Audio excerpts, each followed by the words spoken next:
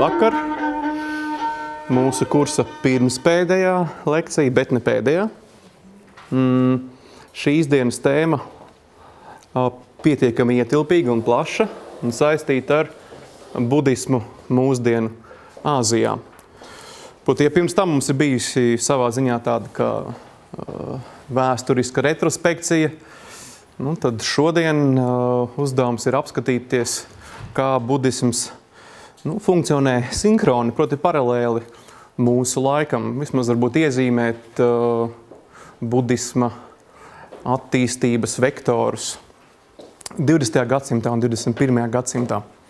Un tādējādi kaut kādā mērā metot tiltu arī uz pēdējo lekciju, kas būs saistīta ar budisma izplatību jau rietumos. Runājot par budismu mūsdienu Āzijā, tas dabiski ir saistīts ar specifisku tēmu, kas skar jautājumu par modernitāti Āzijas reģionā. Proti, mums kaut kādā mērā arī atbild uz jautājumu, kad sākas modernitāte, jeb modernais laikmets Āzijas reģionā. Nedaudz ir kaut kādā mērā jāsaprot, kas raksturo modernitāti. Un paralēli tam mums ir jāmēģina uzlūkot to, kādā veidā tradicionālā sabiedrība un modernā sabiedrība atšķirās patreizējā brīdī, jo pirms tam, lai gan mēs tik daudz nepieskārāmies budisma sociālajiem jautājumiem, bet pāris lekcijas tam bija veltītas, mēs galvenokārt runājam par tradicionālo sabiedrību, mēģinot rekonstruēt budisma attīstību kaut kad pagātnē. Tagad mums ir jāmēģina runāt par to, kas notiek mūsdienās.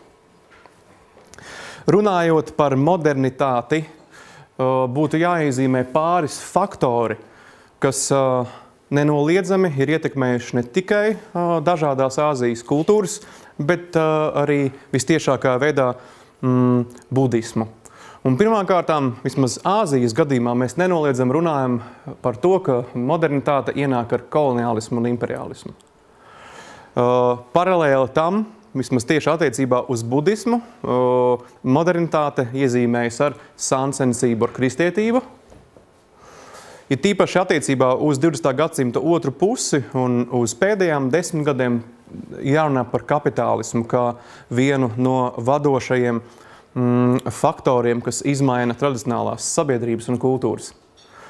20. gadsimtā, sākot jau ar 3. un 4. desmitgadi, Āziju ietekmē arī komunisma ideoloģija, un komunisma ideoloģija šajā gadījumā ir jāskata tikai un vienīgi kā modernisma, ja modernizācijas viens no atzariem. Un visbeidzot, runājot par 21. gadsimtu un 20. gadsimta beigām, viena no šīm modernizācijas iezīmēm ir patērētāju sabiedrības vērtības un sekularizācija globālā kapitālisma laikmetā. Tie visi ir faktori, kas ļoti spēcīgi ietekmē ne tikai izsenes tradicionālās Āzijas sabiedrības, bet arī budismu vistiešākajā veidā. Es pārāk daudz neieslīgšu modernitātes definīcijās, kuras izmanto sociālo zinātņu pētnieki un lektori, bet tomēr viens ir tas, ko nevarētu nepateikt, proti nevarētu neatsaukties uz Maksa Vēbera jēdzienu Entzauberung, proti burvības zudums. Tādā veidā viņš mēģina raksturot modernās sabiedrības pretstatā tradicionālajām sabiedrībām.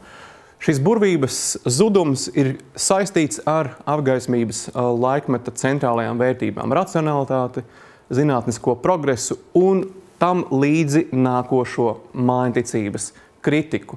Mūsdienās tas nenoliedzami ir sekulārisms, proti reliģijas pakāpeniskās ietekmes zudums, jeb varas un baznīcas nodalīšana rietumos, daudzajādā ziņā tas pats arī izpaužās Āzijas sabiedrībās, demokrātija, liberālisms un cilvēktiesības. Visi tie ir rietumu modernitātes jēdzieni, kas līdztekus zinātnei un tehnoloģijai tiek izmantoti arī Āzijas sabiedrībās lielākā vai mazākā mērā. Iespējams, uz demokrātiju tas ne tik pilnībā attiecās. Tātad šis burvības zudums kaut kādā mērā ir šī sākotnēji maģiskā pasaules skatījuma pakāpeniska izspiešana no publiskās apziņas, kuru aizvieto sekulārisms. zinātniskais progress un vienlaicīgi notiekās arī mājniecības kritika. Tomēr, nespējot nocitēt atsevišķi pāris nozīmīgus teorētiķus, kā Jurgenu Habermasu, viņš par modernitāti saka to, ka modernitāte principā ir radikalizēta apziņa, kas atbrīvoja sevi no visām specifiskām vēsturiskajām saiknēm. Bet tajā pašā laikā mūsu kurs, vismaz tas, kādā veidā to esam izveidojis, kā tādu vēsturisku skatījumu no budisma attīstības no senas līdz mūsdienām, ir kaut kādā mērā vistipiskākais piemērs modernismam. Proti mēģinājums paraudzīties uz budisma fenomenu kā kaut ko, kas ir saistīts ar vēsturisku kontekstu. Kamēr, kā jūs jau esat paši sapratuši, pašiem budistiem senatnē un arī mūsdienās, tas, cik lielā mērā Buda ir bijis vēsturiska persona, nav tik nozīmīgi. Tas vēl aizvien ir pavisam cits pasaules skatījums. Tomēr, neskatoties uz kaut kādu šāda veida pārliecību par to, ka mēs rietumos šķietami dzīvojam jau absolūti sekularizētā laikmetā, kurā dominē zinātniskā racionalitāte, reliģija pilnībā no tā ir izspiesta, es tomēr vēlētos atzīmēt to, ka, manuprāt, tā saucamā rietumu modernitātes sekulārā pasaule arī ir sava veida atbrīvošanās teorija un metafizika. Tā ir šeit pasaulīga atbrīvošanās, jeb šeit pasaulīgā emancipācija. Tajā vietā, ja pirms tam mums dažādas reliģiskās ideoloģijas piedāvāja atbrīvošanos, kas ir vērsta uz citu pasauli, tad šajā gadījumā šī atbrīvošanās notiek šeit un tagad. Ar zinātniskās racionalitātes palīdzību, ar zinātniskās tehnoloģijas palīdzību un ar patērētāju sabiedrības vērtībām. Līdztekus modernizācijas procesiem, kas notiekās Āzijas kultūrās, arī budisms, uz jau patreizējo brīdi raugoties, ir piedzīvojis savu veidu modernizāciju. Un tas ir iemesls, kāpēc rietumu budismu pētnieki, sākot ar 19. gadsimta beigām, runā par tādiem specifiskiem iedzieniem kā budistu modernismu vai pat protestantisko budismu. Proti budisms, nonākot saskarsmē ar rietumu racionālistiskajām ideoloģijām, ar kristietību, bija spiests sevi kaut kādā veidā modificēt, lai atbildētu uz šo izaicinājumu. Un tas kaut kādā mērā ir arī mūsu uzdevums noskaidrot, kā šis izaicinājums ir noritējis. Bet neskatoties uz to, mums tāpat vienmēr ir jāņem vērā, ka šis periods, kas iezīmējas ar 19. gadsimtu vidu līdz pat mūsdienām, ir savu veidu miedarbība starp tradicionālo un moderno budismu, starp lauku un pilsētu budismu un moderno budismu, kuru pārstāv pirmkārtām izglītotā vidusslāņa budisms pilsētās. Un tas parādās dažādās budismu valstīs, sākot no Šrilankas, beidzot ar Japānu, Koreju un, protams, arī Tibetu kaut kādā mērā. Vēl vienreiz atgriezīsimies atpakaļ pie atsevišķām lietām, kas tika pārunātas iepriekšējās lekcijās. Amerikāņu antropologa Melforda Spiro piedāvāto budisma tādu kā antropoloģisko definīciju, proti slāņus, kuros budisms eksistē, proti nibāniskais budisms, kas ir saistīts ar meditāciju, ko pārsvarā pārstāv reliģijas profesionāļi, tie, kas ir mūki, kas ir saistīti ar tempļiem, ar klosteriem. Tālāk tas ir kammiskais budisms, kas ietver sevī labos darbus un ētiku, kas izplatās arī uz vienkāršo ticīgo sabiedrību.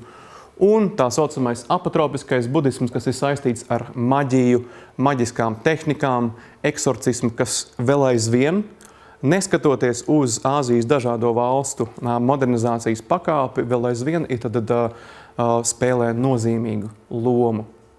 Vēl es šeit pieminēju Jeffrija Samuela dalījumu, ko gan viņš specifiski izmanto tieši attiecībā uz Tibetas budismu, sadalot to klerikāru, jeb garīdznieku budismā un šamanistiskajā budismā. Šis dalījums kaut kādā mērā pastāv vēl aizvien modernajās Āzijas sabiedrībās, kad mēs runājam par dažādajām budisma formām. Šodienas izklāsts ir sadalīts 3 daļās, un tas ietver sevī 3 dažādās budisma tradīcijas, kas šajā gadījumā ir sadalītas ģeogrāfiski, proti dienvidu budisms, kas attiecās uz Teravādas tradīciju,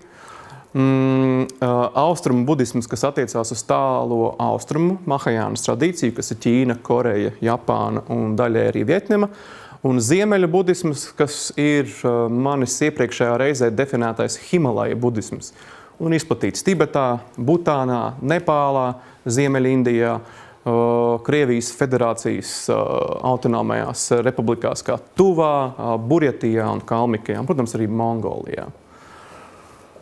Šeit šis ir neliels saraksts ar to neizbēgamā vēlme noskaidrot, cik tad īsti budistu patreizajā brīdī pasaulē ir. Šeit ir minēta Taizeme, Birma, Šrilanka, Kambodža un Laosa. Kā var redzēt, ka šajās sabiedrībās budistu īpatsvars, protams, šis procentuālais īpatsvars ir atkarīgs atkal no metodoloģijas, kuru mēs izmantojam, lai šos ticīgos uzskaitītu, jo tikpat daļa no viņiem varētu vienlaicīgi arī piederēt pie specifiskām animistiskām reliģijas formām. Tomēr, kā redzams, lielākā daļa no apkopotās informācijas liecina par to, ka liels procents iedzīvotāju skaitu sevi uzskata par budistiem, vismaz šajās valstīs. Runājot par katru konkrēto valsti, pašā sākumā jūs redzēsiet attēlus ar budistu mūku tārpiem, kas ir raksturīgi tieši konkrēti šai specifiskajai valstī. Un šajā gadījumā mans stāstījums sākas ar Šrilanku. Budisma modernizācija aizsākas 19. gadsimtā, nenoliedzami līdzīgi tāpat kā visur citur Dienvidāzijā un Dienvidaustrumāzijā tā ir saistīta ar kolonizāciju, proti Britu impērijas iespiešanos un šo teritoriju nonākšanu Britu impērijas sastāvdaļā. Bet tad pašu budistu vēlme kaut kādā veidā reaģēt uz šo procesu ir bijusi saistīta ar kristietības klātbūtni. Ar kristietības misionāru aktīvo darbību, mēģinot šajā gadījumā šrilankiešus, jeb tajā laikā ceiloniešus pievērst kristīgajai mācībai. Un tas pakāpeniski kādā veidā kļūst par katalizātoru pašu budistu kopienas nepieciešamībai formulēt savus uzskatus un atbildēt uz kristietības izaicinājumu. 19. gadsimta beigās, desmitgadē no 1862. līdz 873. gadam pat notiek kristiešu un budistu debates. Pazīstamākā no tām ir Panduras debate 1873. gadā, kad diskusijās starp kristiešu misionāriem un budistu kopienas pārstāvjiem Migetuvate Gunananda Thera svin uzvaru. Cik lielā mērā šī uzvara ir īstena, bet cik lielā mērā tā ir saistīta ar tā laika publikas vienkārši pārliecību, ka uzvara ir budista pusē, ir, protams, jautājums, ko varētu tikai atstāt, mēģināt risināt vēsturniekiem. Bet ļoti interesantā kārtā jau atminaties pirmajā lekcijā runājot par budismu pētniecību Rietuma Eiropā. Es jau aizsāku tēmu par to, ka specifiskie reliģiskie un mistiskie virzieni pašā Eiropā un Amerikā, un šajā gadījumā ar to es domāju teosofiju, ir bijuši par cēloni specifiskai budisma renesansei, un šajā gadījumā tieši Šrilankā. Runājot par teosofiju, mums pirmkārtām ir jāmin pulkvedis Olkots un krievu izcelsmes emigrante Blavatska Helēna, kuri 895. gadā nodibina teosofijas biedrību Ņujorkā ar mēģinājumu izveidot grandiozu tādu reliģisko sintēzi, kas apvienot sevi arī tā laika zinātnes sasniegumus. Un ņemot vērā to, ka viņi ļoti ietekmējas no dažādām austrumu reliģijām, kas uz to brīdi viņiem ir pazīstamas, hinduisms, budisms, viņu uzmanība arī tiek vērsta uz Britu impērijas koloniju Šrilanku, kurā viņi vienā brīdī nonāk un piedalās ceremonijā, kur oficiāli pieņem budisma mācību. Līdz ar to viņi Šrilankas vēsturē, ja vispār varētu pat teikt budisma vēsturē Eiropā, ir pirmie, kuri piedalās šāda veida ceremonijā un publiski kļūst par budistiem. No mūsdienu skata punkta mums tas liekas pietiekami nenozīmīgi, bet mums jārēķinās ar tā laika kontekstu, kas ir koloniālais konteksts, Britu impērijas ietekme. Šie divi rietumu pasaules pārstāvi publiski pieņemot budismu, tas kaut kādā veidā liecina, acīm redzot, šrilankiešu acīs par viņu pašu reliģijas nozīmīgumu. Ar Olkotu ir saistīts arī jau pirms tam pieminētais Anagarika Dharmapāla, kurš kļūst par vienu no nozīmīgākajiem Šrilankas budisma modernizētājiem. Pats pazīstams vārdā Dons Deivids Hevavitarne, dzīvojis no 1864. līdz 1933. gadam. Kā jūs atminaties, tad Anagarikas Dharmapālas tēvs bija viens no tiem, kurš piedalījās budistu starptautiskā karoga izveidē. Karogs, kurš vēl aizvien mūsdienās tiek pieņemts par oficiālo budisma reliģijas simbolu. Anagarika Dharmapāla kopā ar britu publicistu un žurnālistu un dzejnieku Edvīnu Arnoldu, kurš ir tajā laikā ietekmīgāks The Light of Asia, jeb Buddas dzīves apraksta autors, ir tie, kuri 891. gadā Šrilankā Kolombo nodibina Mahabodhi Society, kuras mērķis bija atjaunot Bodhigajā esošos tempļus, kuri tajā laikā atradās hinduistu pāraudzībā, lai tos atgrieztu budistiem. Kas arī notiekās tikai jau 20. gadsimta otrajā pusē pēc otrā pasaules kara beigām. Tātad visi šie personāži, tai skaitā arī Olkots, kurš sekojot to pašu kristiešu paraugam, dibina budisma skolas, izveido budistu kaķismu. Proti mēģina kaut kādā mērā budisma mācību modernizēt tādā veidā, lai tā būtu saprotama vienlaicīgi arī pašiem tradīcijas nesējiem, bet arī spētu vienlaicīgi uzrunāt, pieņemsim arī rietumniekus. Un, ar citu, šis Olkota izveidotais budistu kaķisms bija obligātā lasāmā literatūra Šrilankā skolās vēl pat 20. gadsimta pirmajā pusē. Līdz ar to budisma modernizācija ienes šāda veida izmaiņas. Proti, Anagarika Dharmapāla, tikko jau pieminētais, kas ir šī budisma modernizācijas aizsācējs, nav mūks, bet ir pārstāvis no laicīgās pasaules, bet kurš tajā pašā laikā budisma mācība un budisma praksi pieņem kā ļoti nopietni, tā ir daļa no viņa dzīves, un tajā pašā laikā viņš mēģina kritizēt tradicionālo budistu kopienu par tās pārāk lielo pasivitāti. Proti, laicīgais budisms, kas izplatās starp pilsētu iedzīvotājiem, starp izglītoto eliti, ir tāds, kurš sāk pievērst ar vien lielāku uzmanību laicīgās pasaules jautājumiem, tai skaitā arī politikai, tai skaitā arī nacionālismam, tai skaitā arī atbrīvošanās kustībai, atbrīvošanās no britu koloniālismu. Proti, tātad laicīgais budisms, kas rodās šajā vidē, pirmkārtām ir vērsts pret klosteru budismu. Proti, tas pārmet klosteru budismam sociālā aktīvisma trūkumu. Budisms šajā periodā arī pakāpeniski sāk saslēgties kopā ar pieaugošo šrilankiešu nacionālismu.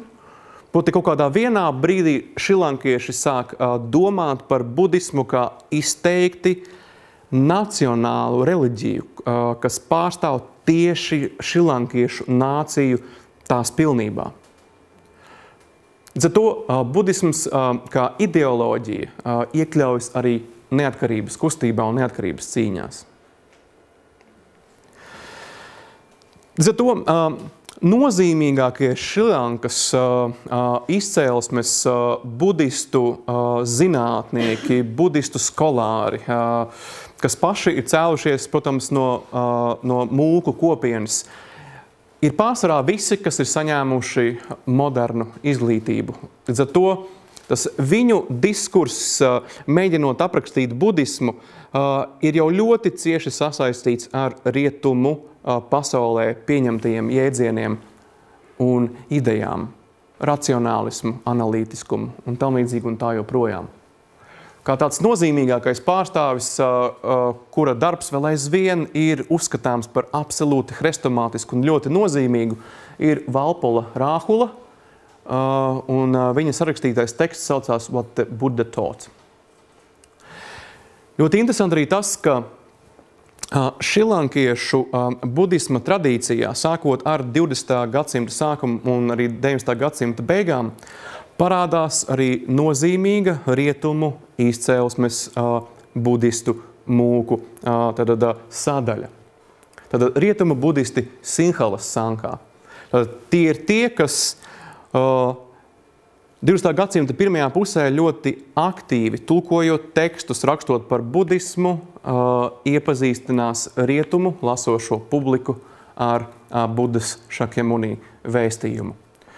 Pirmkārt, tas ir vācu izcēlesmes mūks Ņāna Tiloka, viņa skolnieks Ņāna Ponika, kurš ir dibinājis Buddhist Publication Society. Tā ir tā izdevniecība, kas ir iztulkojusi un izdevusi Palī kanona Nikājas krājumus, kurus mēs lasām vēl aizvien mūsdienās. Un mūsdienās uz pašreizējo brīdi Buddhist Publication Society vadītājs ir amerikāņu izcēlesmes mūks Bhikhu Bodhi. Patreizējā Šrilankas sabiedrībā budisms paralēli tradicionālajai budistu kopienai ir arī spēcīgs sociālais spēks.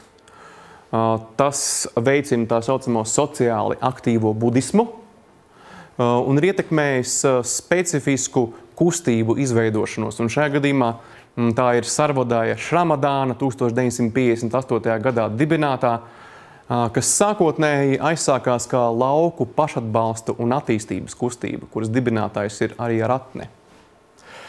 Daļēji tā ietekmējas no Mahatma Gandhi sociālajām aktīvismu idejām un vienlaicīgi piekļaujot sevī arī budisma mācības pamatprincipus.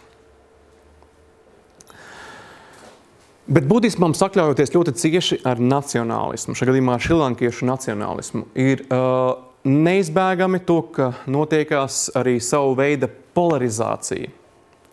Un pirmkārtām šī polarizācija ir saistīta ar mūžīgo modernās Šrilankas problēmu, proti tamilu separātismu, kuru, diemžēl tādā izpratnē, ka tādā formā modernā Šrilankas valdība atrisināja militārā ofensīvā. Vienlaicīgi budismā nokļūst arī atsevišķi hinduisma kulti. Ir īpaši tas attiecās uz tā saucamo Kataragama kultu, kas tā kā norāda uz jau pirms tam Dienvidaustrumāzijas budismā izplatīto tendenci uzsūkt sevī dažādus kultus, kas burtiski tiešā veidā nav saistīts ar budismu. Diemžēl, budismam saslēdzoties ar nacionālismu, Šrilankā ir parādījušies atsevišķu budistu aktīvistu vadīti spēki, kas ir izteikti nacionalistiski un rasistiski noskaņoti pret musulmaņiem, un proti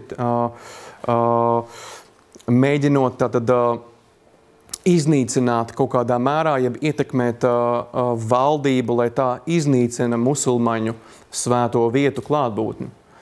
Bodu Bala Sena saucās Buddhist Power Force, kuras viens no vadoņiem ir Galagode Atte Gdanasara. Un šeit ir šīs kustības ietekmētā musulmaņu mošejas iznīcināšana Anura Pradhā. Šeit fonā, šajā neskaidrajā bildē var redzēt, kā budistu mūks tur musulmaņu karogu un to dedzina, un pārējie mūki stāv apkārt un uz to noskatās.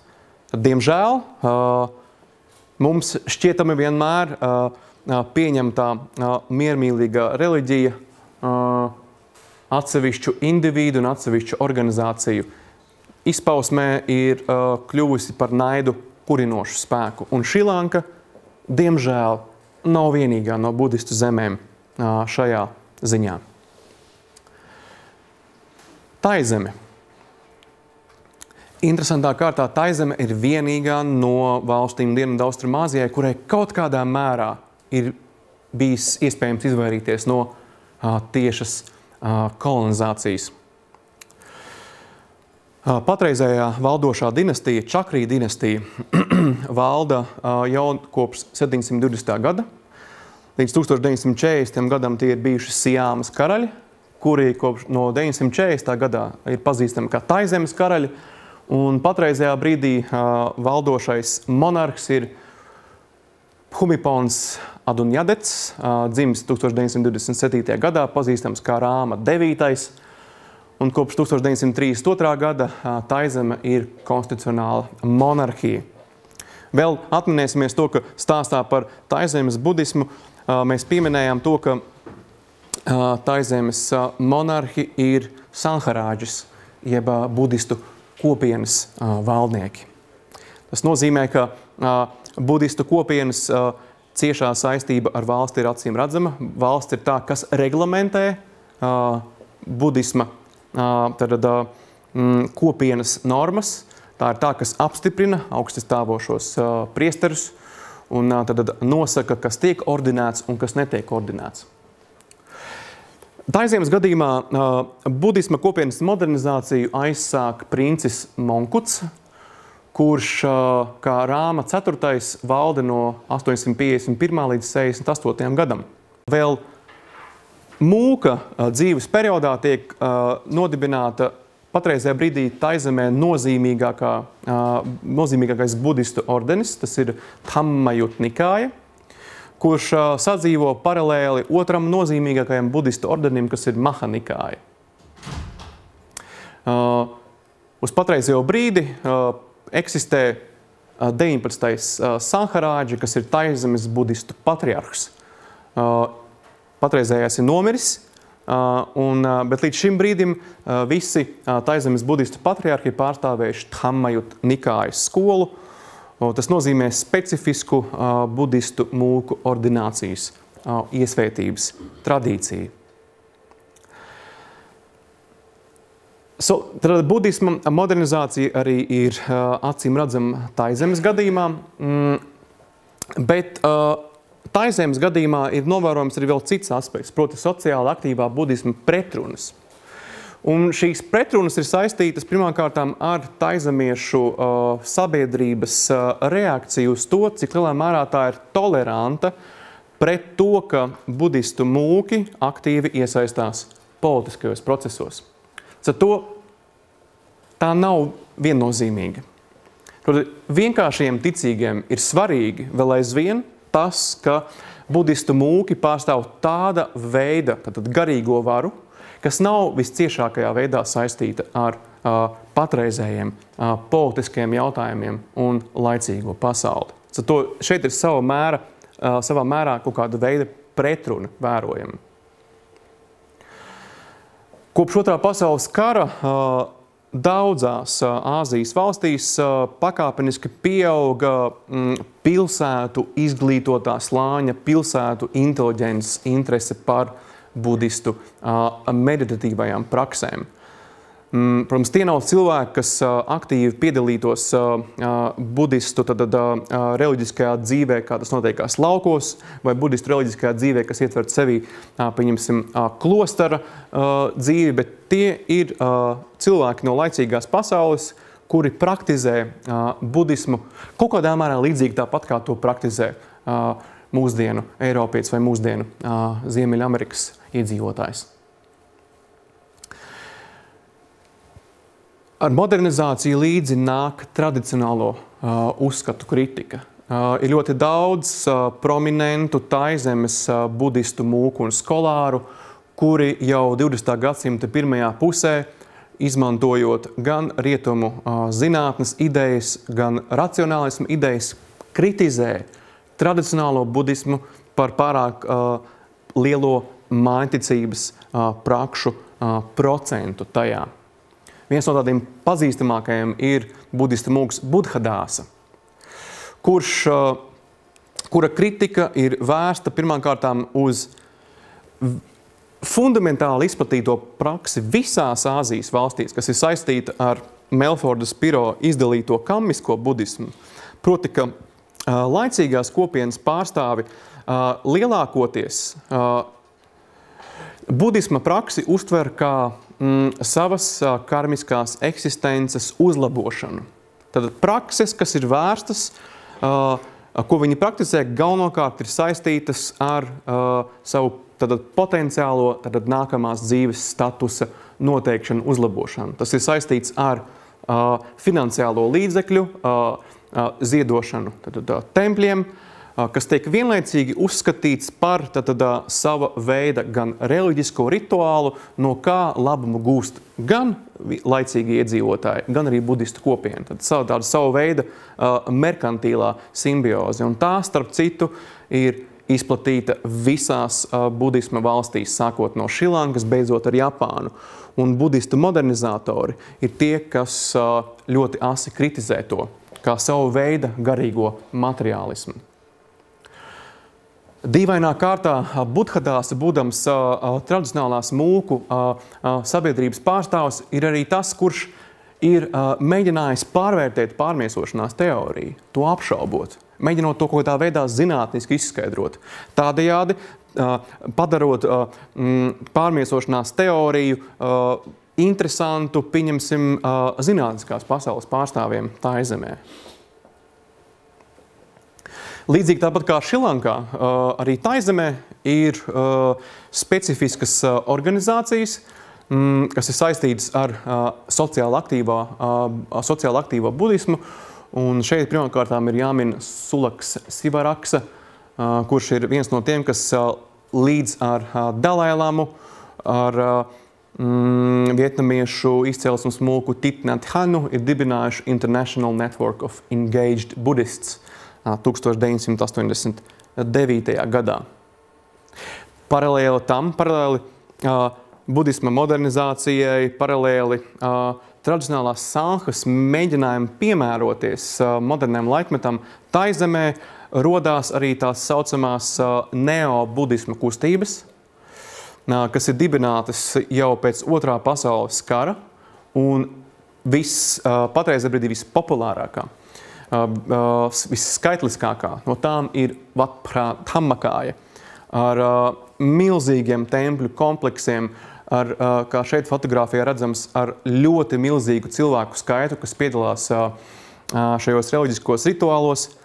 Bet šīm organizācijām līdzi nāk korupcija, necaurredzama naudas plūsma un diezgan milzīgi skandāli, kas ir saistīti ar budistu morālās stājas pazemināšanos. Vatprāt Dhammakājas kustības dažas no pamatidejām ir ārkārtīgi interesantas, lai neteiktu dīvainas. Vatprāt Dhammakājas kustības viena no idejām ir tāda, ka tā pasludina to, ka pasaulē pastāv melnā un baltā Dhammakāja. Melno Dhammakāju pārstāv budistu pasaulē un senajā Indijā pazīstamais dēmons Māra, kārdinātājs. un notiek šī cīņa starp balto un melno Dhammakāju. Tad ļoti maniheistiskā veidā tas tiek izveidots. Visbeidzot, nonākot līdz Mjanmai, kas līdz pagājušā gadsimta 80. gadu beigām bija pazīstama kā Birma.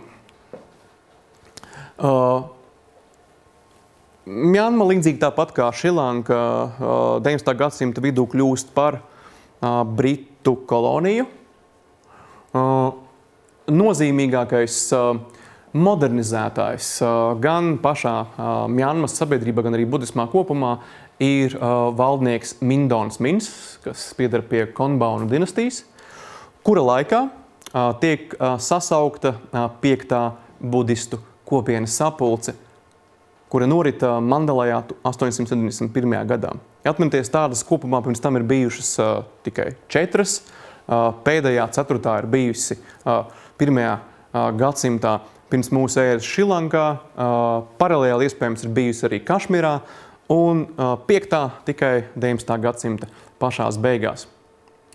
Mjanmā notiek arī 6. sapulce 1954. gadā Jangonā, kuras virsvadītājs ir tā laika jau neatkarīgās Mjanmas premjerministrs U Nu. Šī sapulce, līdzīgi tāpat kā iepriekšējās, ietver sevī visu galveno tempļu budistu pārstāvu sapulcēšanos un budistu kanona recitāciju no jauna un jaunas redakcijas pierakstīšanu. Pirmajā gadījumā šī tekstu redakcija tika iekalta nedaudz vairāk kā 750 akmens stēlās. 6. padome tās beigšanās sakrīt ar Buddha Jayanti, proti Budas nāves 2500. gada dienu, kas vismaz dienvidu budismā tika svinēta, atzīmēta 1956. gadā. Ar Birmu, Mjanmu, mums saistās Vipasānas meditācijas kustība, kas ir iegūsi ārkārtīgi lielu popularitāti ne tikai Āzijā, bet visur pasaulē. Tā skaitā, protams, arī tieši rietumos un Ziemeļamerikā. Ar Vipasānas kustību saistās Sajagī Ubakhina vārds, kurš ir bijis Birmas Savienības pirmais galvenais grāmatvedis, tad laicīgais budists, vienkāršās ļaužu pasaules pārstāvis. Viņš šo meditācijas tehniku ir apgūvis no Saja Thedki, kurš savukārt to ir mācījies pie savulaik viena no pazīstamākajiem birmiešu meditācijas meistariem Ledī Sajadava. Tad Ledī Sajadavs, Ubakhins, Saja Thedki un visbeidzot arī apakšā Goenka. Goenka ir pazīstams ar to, ka Vipasānas meditāciju ir ieviesis Indijā, un kaut kādā mērā Vipasānas meditācijas kā tādas sekulāras kustības aizsākums visā pasaulē ir tieši saistīts ar Goenkas vārdu, kurš, starp citu, ir miris pavisam nesen 2013. gadā. Līdzīgi tāpat kā Šrilankā un Taizemē, sociāli aktīvā budisma uznākšana uz skatuves ir saistīta ar budistu kopienas iesaistīšanos politiskajos procesos. Budistu mūki un budistu kopiena ir bijusi ļoti aktīva protestos 1988. gadā un 2007. gadā, kad pret viņiem tika vērsts Birmas militārās huntas spēks. Ja vienā gadījumā tas ir protests pret militāro autokrātiju, tad, diemžēl, līdzīgi tāpat kā Šrilankā, paralēli šim politiskajam aktīvismam ir anti-musulmaņu noskaņojums The world is not only for Muslims. Tas ir mēģinājums izskaust nelielo musulmaņu islāma ticīgo minoritāti, kura, diemžēl, pēc Birmas militārās huntas norieta nu pat pāris gadus atpakaļ, diemžēl piedzīvo burtiski genocīda cienīgus apmērus, kur diemžēl ļoti aktīvu dalību ņem budistu kopienas pārstāvi un tā skaitā arī mūki. Time Magazine savu laiku atpakaļ izdeva žurnālu numuru ar uzrakstu The Face of Buddhist Terror. Mūks Ašins Viradhu ir viens no visaktīvākajiem anti-musulmaņu sludinātājiem. Un šeit viņš ļoti jauki satiekās ar savu Šrilankas radikāli. Tātad, diemžēl, ir jāatzīmē, ka arī budisms, kā organizēta reliģija, nav pasargāta no cilvēku tuvredzības un naida. Runājot vēl par dienvidu budismu, protams, neizpaliktu arī Franču Indoķīna, kurā Franču impēriskās vara atradās no 862. līdz 1954. gadam. Teritorijas, kas ietver sevī Vietnamu, Laosu un Kambodžu, divus Indoķīnas karus, otrs mums ir pazīstams vairāk kā ASV un Vietnamas karš. Un, protams, dažādās komunistiskās partijas, kas tiek iedibinātas gan Laosā, Patlao, Vietnamā, Vietkong un, protams, bēdīgi slavenā Khmer Rouge, jeb sarkanie Khmeri Kambodžā. Kambodžas situācija, kurā budisms procentāli ir sastādījis gan 90% no iedzīvotājiem, ir cietusi visvairāk. Laika posmā no 75. līdz 78. gadam sarkano Khmeru genocīda periodā principā 90% mūku tika fiziski iznīcināti. Un tāpēc Kambodžas budista kopiena tikai pakāpeniski atkopjas no šī iespaida. Kamēr Vietnamā, un par Vietnamu mēs runāsim nedaudz vēlāk, tieši saistībā jau ar austrumu budismu, situācija ir bijusi nedaudz vienkāršāka, bet tomēr arī sekojot komunistiskai ideoloģijai, reliģija ir tikusi apspiesta. Indijas gadījumā, izņemot Anagārikas Dharmapālas mēģinājumu Bodhigajā atgūt Mahabodhi templi, budistu procents valstī, kur budisms ir dzimis un veidojies, bet kopš 12. 13. gadsimta ir pilnībā pazudis, ir saistīts ar doktora Ambedkara centieniem budismu padarīt par tā saucamo nepieskaramo kastu reliģiju. Daliti, kuru kopējais skaits ir aptuveni 7 miljoni, ir tie, kuri, sekojot Ambedkaram, ir pieņēmuši budismu kā savu reliģiju. Tad, principā, uz vairāk kā 1 miljardu cilvēku mums ir 7 miljoni budistu Indijā. Tālāk mēs nonākam pie tālo austrumu budisma. Tā ir teritorija, kura savu iedzīvotāju daudzskaitlīguma ziņā kaut kādā mērā mums palielina vispār budistu procentālo skaitu līdz pat vairākiem simtiem miljonu.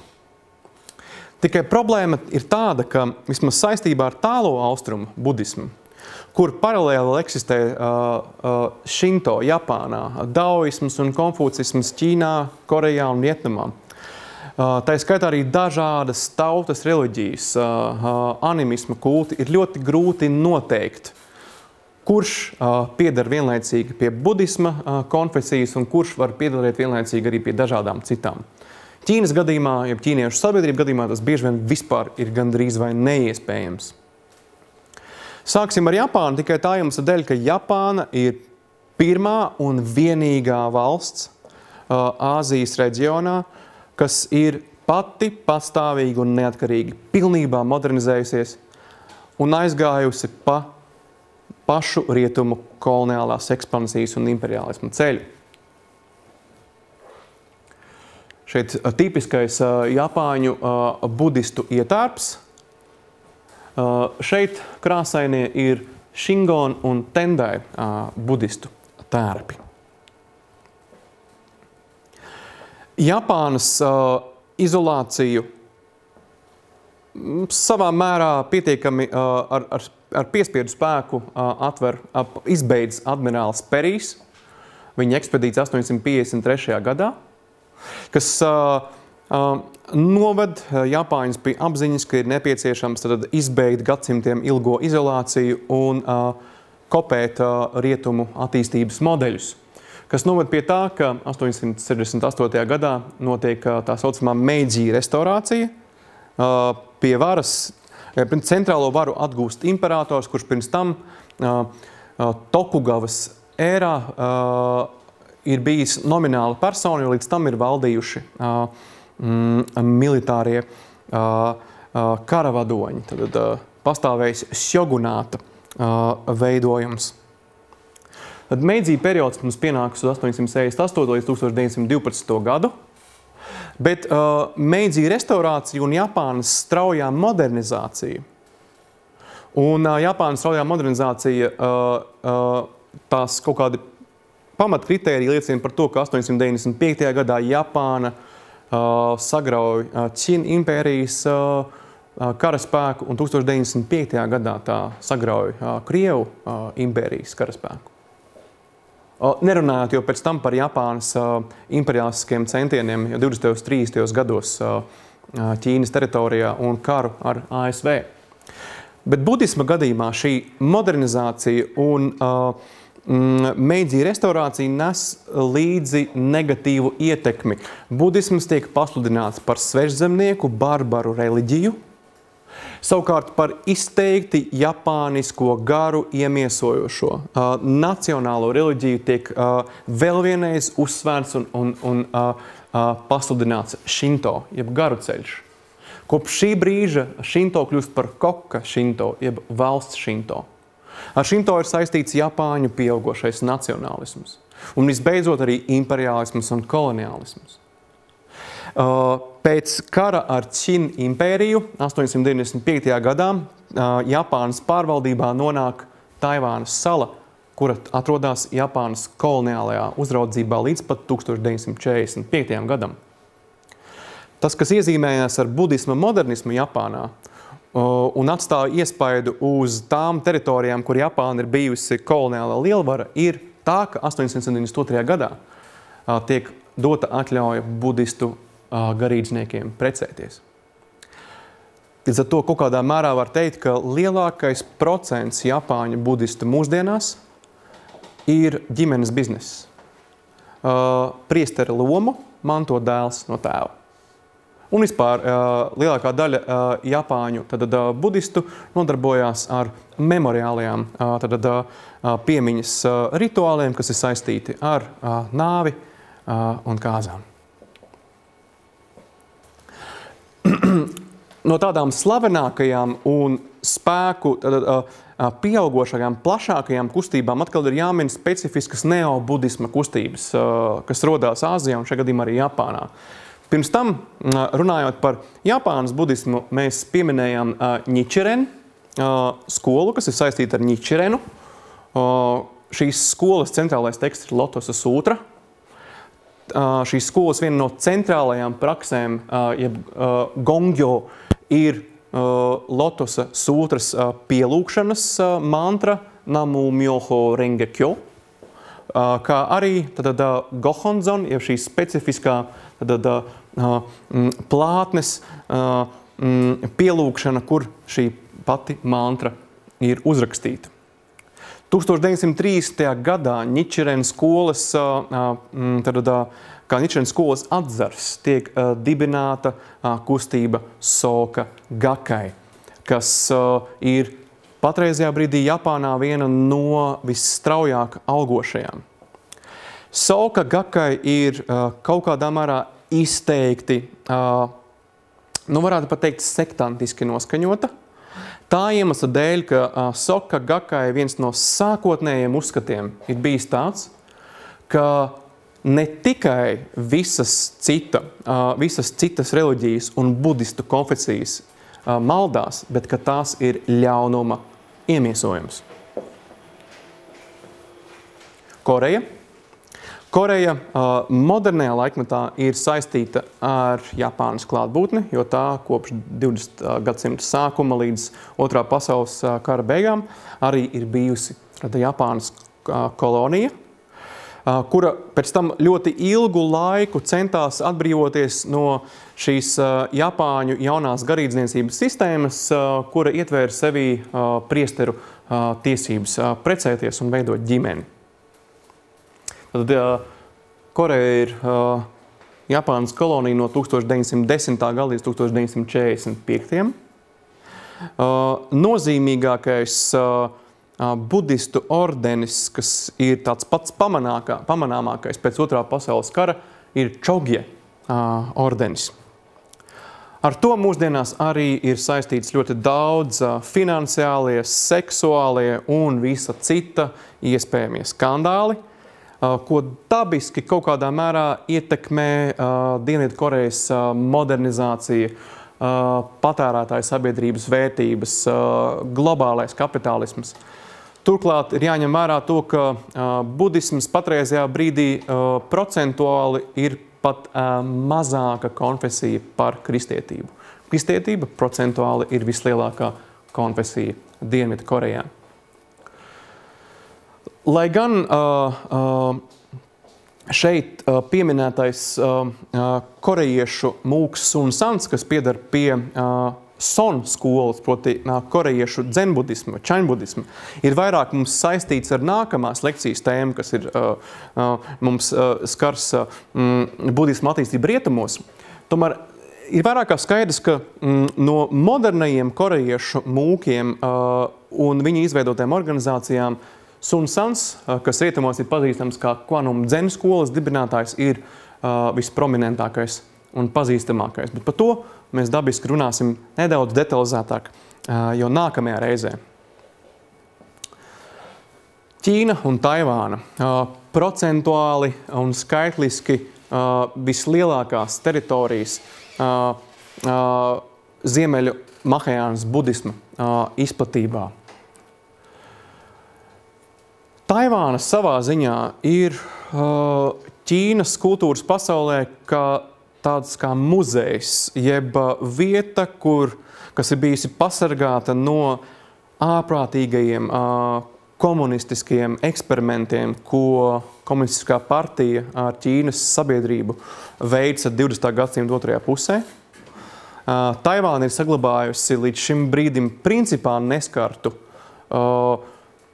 tautas reliģijas tradīciju, un tai skaitā lielākā daļa prominentu un nozīmīgu mūku emigrēja uz Taivānu 1949. gadā, kad pie varas nāca komunisti. Tomēr Ķīnas budisma modernizācija aizsākas Ķīnas republikas laikā, vēl līdz brīdim, kad pirms sāka valdīt komunisti. Un Ķīnas republika pastāv no 1912. līdz 1949. gadam. Un viens no galvenajiem budisma modernizatoriem Ķīnā ir mūks Taixu, kuram pieder specifisks jēdziens, kas saucās cilvēku dzīves budisms, jeb Zhenshen Fojiao, kas tiek arī mūsdienās pārveidots un ir saprotams un pazīstams kā humanistiskais budisms, Zhenjian Fojiao. Tas ir mēģinājums šķietami no šīs pasaules prom aicinošā budisma mācību piemērot šai laicīgajai pasaulē, laicīgās pasaules vajadzībām, tādējādi palīdzot iespējams vienkāršajiem ticīgajiem, jeb izglītotajiem ticīgajiem piemērot budisma mācības pamatprincipus šajā pasaulē. Šī ir saistīta vesela rinda prominentu jau Taivānas budistu meistaru. Pirmkārtām tas ir Taixu skolnieks Yin Šuņs, kas ir dzīvojis no 1906. gada līdz 2005. gadam. Savukārt viņa skolnieki ir tie, kas Taivānā ir izveidojuši milzīgas un ļoti ietekmīgas budistu organizācijas, kas ņem ļoti aktīvu dalību sociālajos procesos. Viena no tādām prominentākajām ir viņa skolniece Džen Jeņa, dzimusi 1937. gadā, kura ir nodibinājusi labdarības organizāciju CDI, kas būvē skolas, būvē slimnīcas, finansiāli atbalsta citas Āzijas valstis tajos brīžos, kad tās ir piedzīvojušas klimatiskās vai citas dabas kataklizmas. Tad tā ir vienlaicīgi gan budistu organizācija, gan arī labdarības organizācija. Vēl viens no Jinšuņa ietekmīgākajiem skolniekiem bija meistars Shen Jens, kurš ir dibinājis Dharma Drum Mountain, jeb Fāgu Shan, Taivānā, arī ļoti pazīstamu un ietekmīgu organizāciju, un viņš ir ilgu laiku pārstāvējis arī ķīniešu čaņbudismu visur pasaulē, un tīpaši ASV Ņujorkā. Tāpat ir izdotas arī viņa grāmatas angļu valodā. Principā visi šie cilvēki, ja mēs ņemam vērā ķīniešu budismu tradīcijas, vienmēr lielo nepieciešamību atskaitīt savu radniecību pat no Budas Šakjamuni līdz pat mūsdienām, tad tie ir savu konkrēto skolu patriarhi jau 70. pakāpē.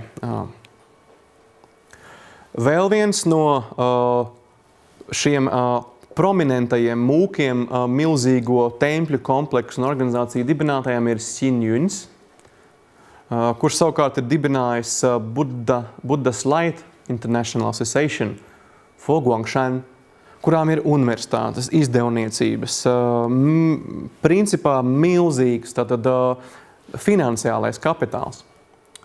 Xin Yuns ir viens no tiem, kas Taivānā ir pro-ķīniski noskaņots un tātad pozitīvi attiecas pret Taivānas un Ķīnas Tautas Republikas satuvināšanos, pret kuru, kā jūs iespējams sekojat līdzi plašsaziņas līdzekļiem, iebilst vienkāršā taivāniešu tauta, jo patreizajā brīdī Taivānā notiek protesti pret Taivānas valdības mēģinājumiem satuvināties ar Ķīnas Tautas Republiku, tādējādi potenciāli apdraudot Taivānas de facto neatkarību. Lai gan mēs zinām, ka Taivāna nav neatkarīga valsts de jure.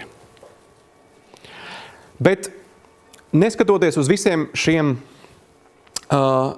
nozīmīgajiem mūkiem, kā tāds milzīgs ietekmes avots modernajā Ķīnas budismā, ir iespējams pēdējo 200-300 gadu laikā pats ietekmīgākais budistu meistars un mūks Xu Yuns, jeb tukšais mākonis, kurš ir vienlaicīgi bijis Čaņ un Tīrās zemes skolas patriarhs, nodzīvojis ārkārtīgi ilgu mūžu līdz pat 113 gadiem.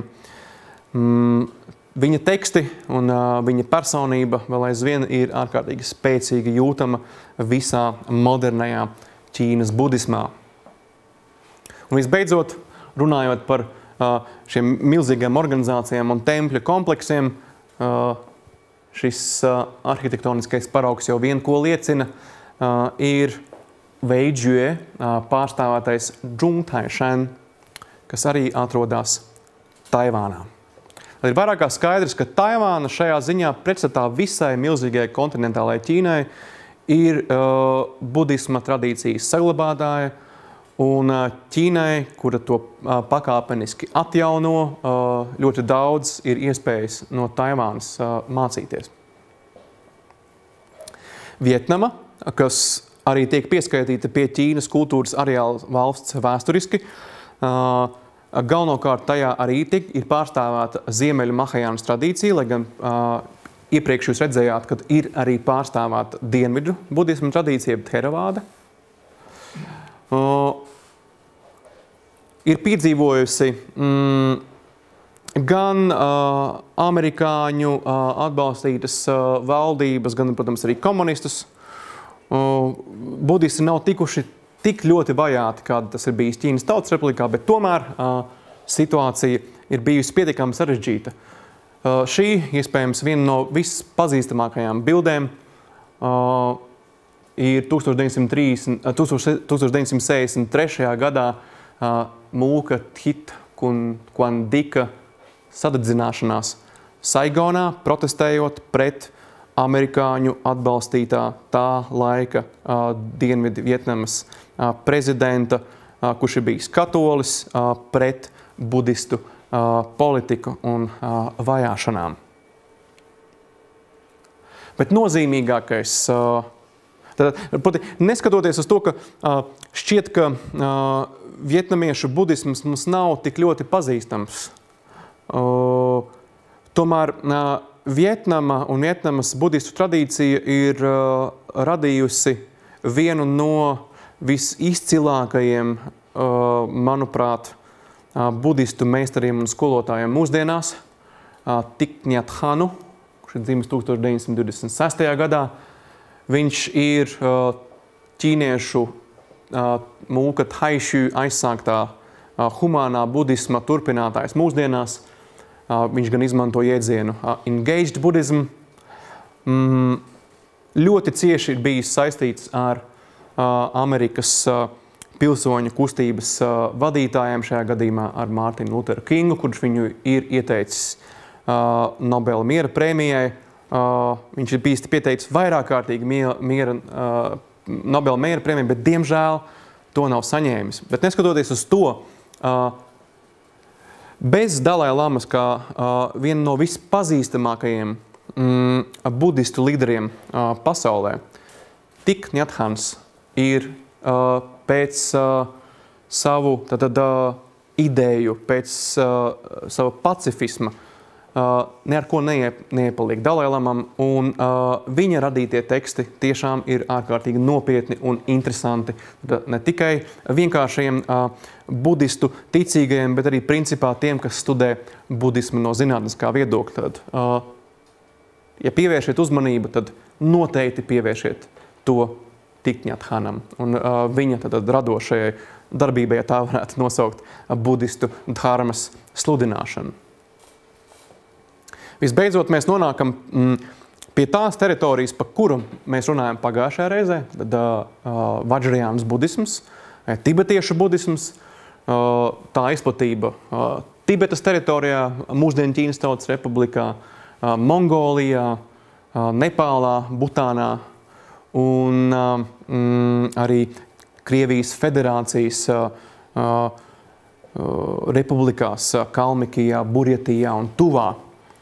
Procentuāli Vajrayānas budisms ir vismazskaitlīgākais no visiem. Tad aptuveni 18 miljoni pret vairākiem simtiem miljoniem dienvidu budistu un atkarībā no mūsu rēķināšanas sistēmas gandrīz 1 miljarda, kas ir tālajos austrumos.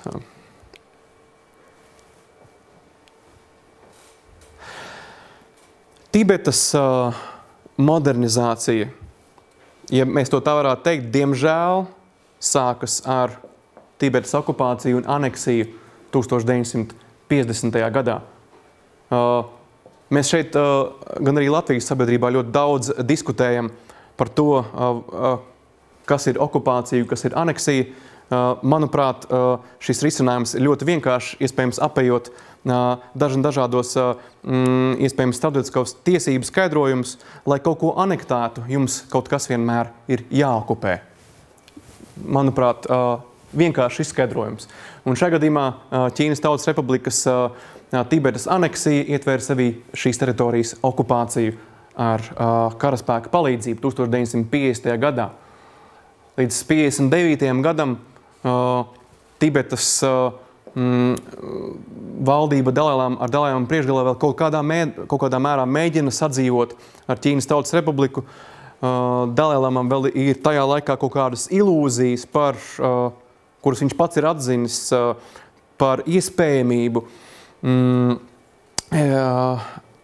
Tibetai attīstīties Ķīnas Tautas Republikas sastāvā, bet ļoti ātri viņš arī saprot, ka komunistu attieksme pret reliģiju ir absolūti viennozīmīgi. Tad reliģijai nav vietas jaunajā sabiedrībā, kuru mēģina ķīnieši uzbūvēt. 1959. gadā neizdevusies sacelšanās un Dalai-lama bēg uz Indiju. Pēc tam no 1966. gada līdz 1978. gadam tas ir absolūti tumšais periods vistiešākajā un pārnestajā nozīmē Tibetas vēsturē. Par to mums ir ārkārtīgi maz liecību. Zinot, cik kultūras revolūcija atstājas milzīgu graujošu iespēju uz Ķīnas kultūru, mēs varam secināt, ka šī ietekme Tibetā ir bijusi vēl 10-kārtīga. No 6000 lielākiem vai mazākiem tempļiem uz 80. gadiem bija palikuši pār 10. Tā ir totāla reliģisko institūciju iznīcināšana. Vienlaicīgi Tibetas kolonizācija ietver sevī pārķiniskošanu. Patreizajā brīdī Lasā tibetieši ir mazākumā. Šī pārķiniskošanās politika vēl aizvien turpinās, un dabiski tas ir milzīgs spiediens uz Tibetas tradicionālo kultūru. Neskatoties uz to, ka Ķīnas klātbūtne arī pozitīvi, nenoliedzami pozitīvi ietekmē noteiktus Tibetas sabiedrības aspektus. Lai gan šeit uzreiz ir jāmin, ka tas, ko es minēju pašā sākumā, ka komunistiskais projekts ir tas pats modernizācijas projekts, tikai īstenots savādākos veidos. Tāpat ir industrializācija, modernizācija, tāpat tā ir racionalizācija. Tas ir rietumu 19. gadsimta ideoloģiskais auglis. Ļoti grūti pateikt, cik lielā mērā Tibetas nacionālā kultūra un cik ātri viņa aizietu bojā, ja nebūtu komunisma, bet būtu globālais kapitālisms. Pieļauju, ka tikpat ātri, ja ne pat ātrāk. Tātad kopš 1959. gada Dalai-lamas izsūtījuma valdība Indijā, Dharmsalā un arī pietiekami liels tibetiešu bēgļu daudzums atrodas turpat.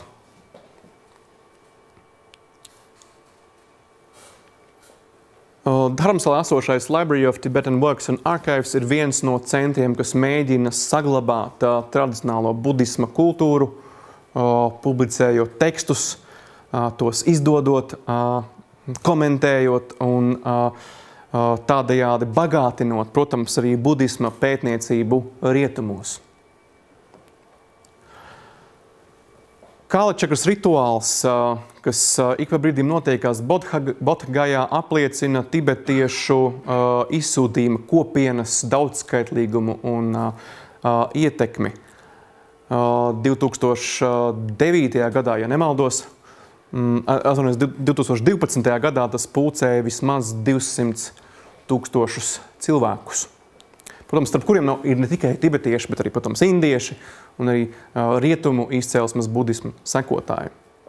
Bet arī pašā tibetiešu budismā, kā jūs no iepriekšējās lekcijas pamanījāt, ne viss ir tik tīrs un gluds un skaists, kā mēs to vēlētos iedomāties.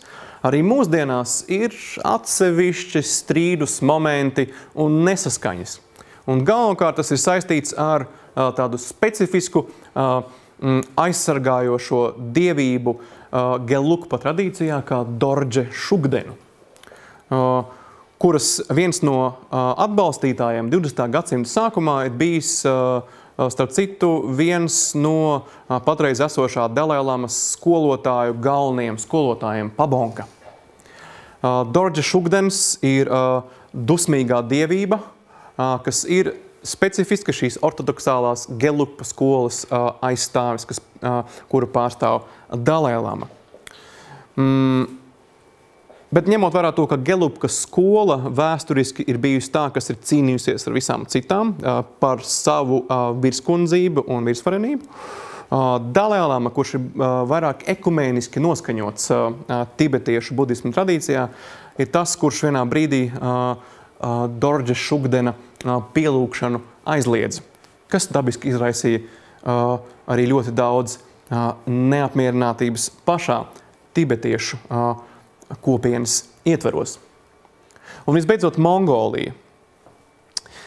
Mongolija, līdzīgi tāpat kā Ķīna, piedzīvo komunistiskās pārvaldes periodu 20. gadsimta 2. un 3. desmitgadē. Komunistu dedzīgos centienus reliģiju iznīdēt un iznīcināt, kas principā viņiem arī praktiski izdodās, jo uz 90. gadu sākumu Mongolijā bija palicis viens klosteris un nepilni 100 mūki. Periods no 1940. gada līdz 1990. gadam ir principā budisma pakāpeniskas iznīcināšanas laikmets.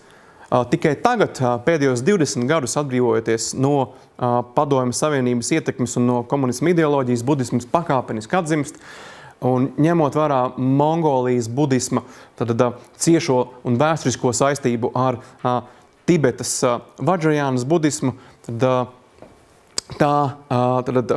Dalai-lama, viņa valdība Indijā ir tie, kas arī pietiekami spēcīgi atbalsta Mongolijas sanhu. Tas, starp citu, īsumā ir šis mans šīs dienas mēģinājums jūs iepazīstināt. Diemžēl, protams, virspusēji tikai ar atsevišķiem pieturas punktiem par budisma attīstību mūsdienas Āzijā. No tā mums būtu galu galā jāsacina pāris lietas. Proti, ka ir vairāk kā skaidrs, ka pat sekojot pašu budistu pasaules skatījumam, ko ir proponējis pats vēsturiskais Buddha Šakyamuni, par to, ka neviena lieta nav spējīga pastāvēt ilglaicīgi un ir pakļauta nepārtrautām pārmaiņām. Arī budisms, ir īpaši 20. un 19. gadsimta gaitā, tas ir laikmets, kas mums atrodas vistuvāk, un tāpēc par to mums ir vislielākais informācijas klāsts, apliecina to, ka budisms mainās ārējo spēku ietekmē. Un šajā gadījumā šis ārējais spēks ir modernizācija, kas nes līdzi sev tādas jaunas sabiedrības formas, jaunas ideoloģijas, kuras budisms pirms tam nav piedzīvojis. Tādēļ tam ir bijusi nepieciešamība kaut kādā veidā adaptēties, neizbēgami pārvērtēt savu tradīcijas saturu, daudz ko no tā atmest, un pēc tam jau specifiskā veidolā sevi pasniegt Rietuma Eiropai un Amerikai.